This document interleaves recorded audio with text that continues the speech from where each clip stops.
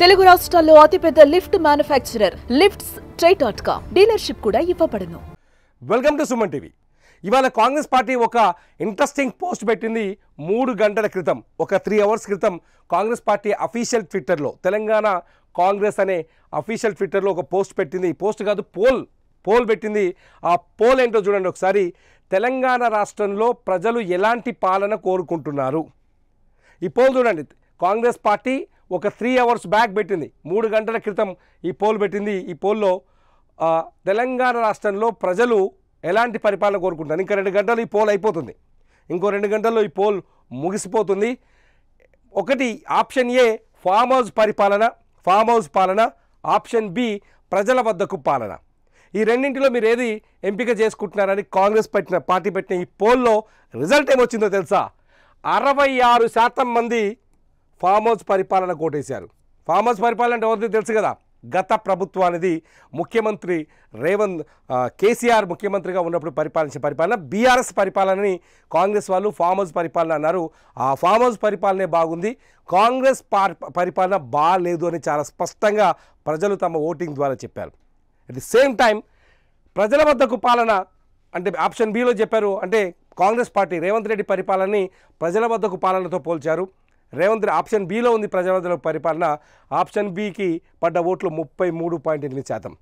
ఉదయం నుంచి ఈ పోల్కి మొత్తం 59,088 మంది, ఈ వీడియో చేసే సమయానికి 59,088 మంది ఓట్లేస్తే ఆ 59,088 మందిలో 62% మంది కేసీఆర్ పరిపాలన చాలా బాగుందని చెప్పారు. కాంగ్రెస్ పార్టీకి నేరుగా కాంగ్రెస్ పార్టీ పెట్టిన పోస్టులో 33.8% మంది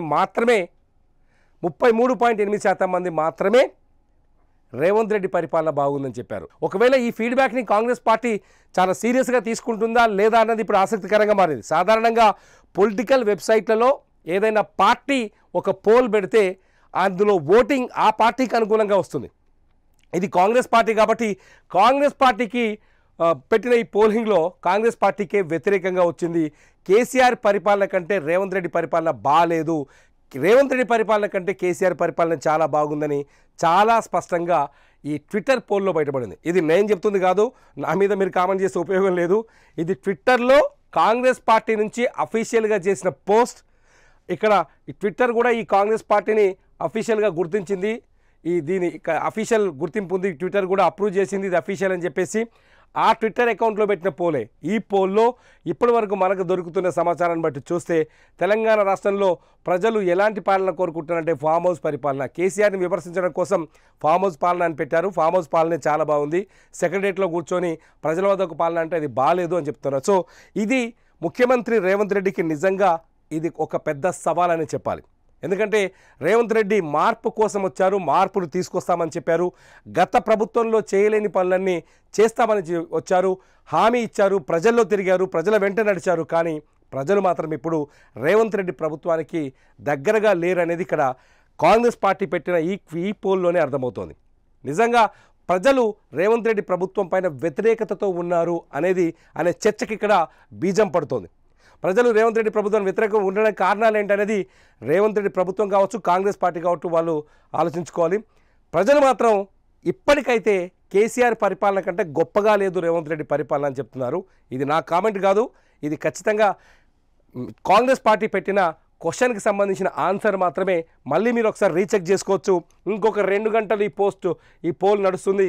ఈ 2 గంటలు ఎవరైనా ఈ పోల్ని చెక్ చేయొచ్చు. ఇందులో వచ్చిన రిజల్ట్ మాత్రం చాలా స్పష్టంగా తెలుస్తుంది.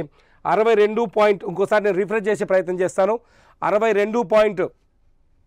66.2% కేసీఆర్కి ఓటేస్తే 33.8% రేవంత్ రెడ్డికి ఓటేశారు.